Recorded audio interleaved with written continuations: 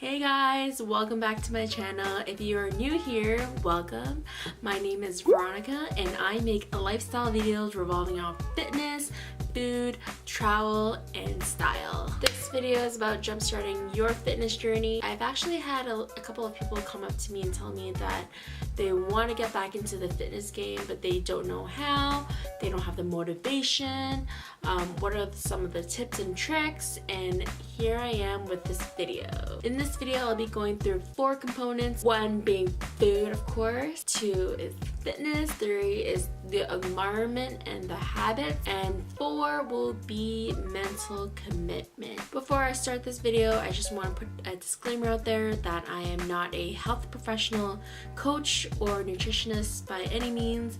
And all this information I'm going to be sharing is based on personal experience and personal opinion. What may have worked for me may not work for you. It's up to you if you want to take my information and put it to good use. So let's get started. Let's talk about food. Seriously, my favorite subject. I am such a huge foodie.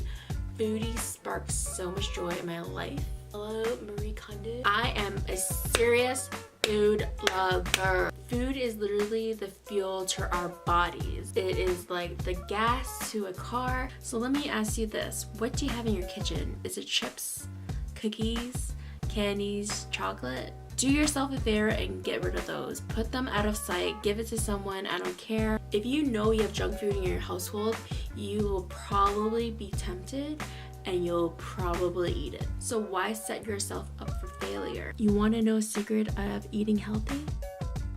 Eat real food that you recognize. You need to replace all those junk food with whole, nutritious food real food that you can actually pronounce. Fruits, veggies, proteins. You want to stay away from the boxed items because it's filled with sugar, saturated fats, and it's probably ingredients that you cannot even pronounce yourself, so why put it in your body? Stick to the 80-20 rule, which is eat clean 80% and 20% you can have whatever you want. I understand that you have to treat yourself from time to time. Everything in moderation. If you want to eat that cookie, girl, you eat that cookie. When you're at the grocery store next time, you want to be mindful of 3 things. You want to consider your protein, your fats, and your carb sources. These 3 elements are your micronutrients and they play a huge role in your diet. And some of the examples of protein would be chicken, turkey, eggs, beans. Those are all sources of protein. For carbs, there's oatmeal, sweet potato, brown rice, and green leafy vegetables. For sources of fat, there's avocado, coconut oil, nuts, and salmon. Those are really good sources of fat. Now that you have all your healthy foods, you have to meal prep. Meal prepping is literally the gateway of achieving success in any fitness journey. Whatever your fitness goals are. It saves time, it saves money, it's foolproof. You don't have to think about it and you know that you're gonna get a nutritious meal out of it. And yes, you will have to dedicate 1 to 2 days out of your week to meal prep, but when you think of it long term, it is not that much time. 1 to 2 days out of the week for 2 hours, then you have a nutritious meal every single time. I'm busy. I don't have time. We've all heard that before, but let me ask you this. How much time are you spending on your phone mindlessly scrolling on Instagram when you can utilize your time wisely? If you're interested in watching me do a meal prep video, let me know down below and I'll be sure to film one for you. That'll be fun for me and I want to show you guys some of the ideas that I do. Just know that you are completely responsible for every food that you put in your mouth, whether or not you get a positive or negative response. So it's so important to fuel your body with nutritious food so you get good energy and your body will love you for it.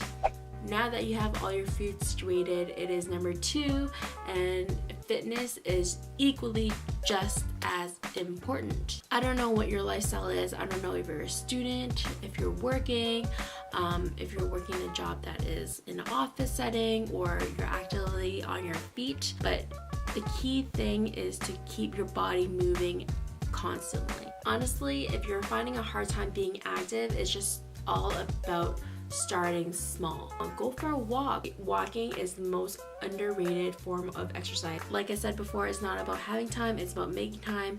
Go for walks in the morning, in between lunch, after work. Get your body moving. That is the key point here. Some people don't like exercise. They think it's boring, they think it's really repetitive, but honestly, you just need to find something that is fun and will get your body moving. There's so many different variations of exercises. There's Pilates, there's dancing, there's hiking, there's swimming, there's CrossFit, there's lifting weights. There's a whole bunch of things that you can do to get your body moving. Okay, by now you're probably really excited to get to the gym and you're all hyped. You're thinking of going to the gym 5 times a week, 6 times a week, and you just go from 0 to 100. Stop. If you dive in headfirst going to the gym 5 times a week without any prior experience, you are going to fail without a doubt. You're setting yourself up for unrealistic goals and you are going to fail and you're not going to be motivated to go back to the gym. You'll overwork and exhaust yourself. You'll feel burnt out. You want to start small and work your way up each week. Start with going to the gym once or twice a week and gradually work your way up depending on your lifestyle. You can either make excuses or make results, but you can't have both. I also want to add to make sure that you include a stretching routine in your workout. 10 to 15 minutes of stretching will help with flexibility, range of motion. It will reduce stress. It is so important to have 8 hours of sleep. I cannot stress this enough. The better you sleep, the better you eat, which will translate to better decision making, and then you'll have the energy to physically move better.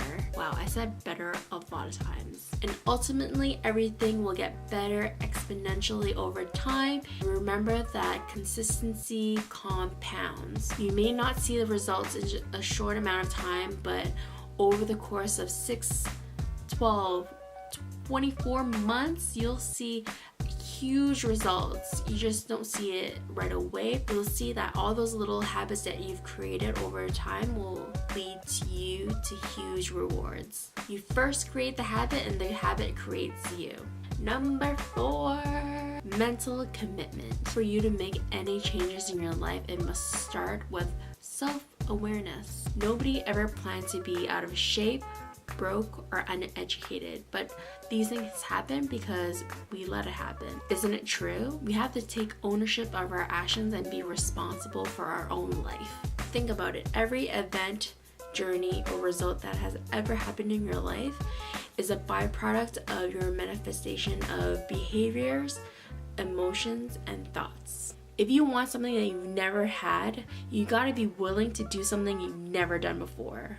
Yet most people resist the change because they're conditioned to stay within the lines, whether it's influenced by their families, friends, or social influences. Our minds are always on survival mode. It knows what it likes and what it doesn't like, and it's always on a path to release resistance. That is why change is so hard to adapt, but it's through the struggles, the challenges, and the adversities where you see yourself grow the most. I'll give you a perfect example. Do you remember the first time you did a pull-up? I know I did. My arms were trembling and my face was so red and scrunched up like this.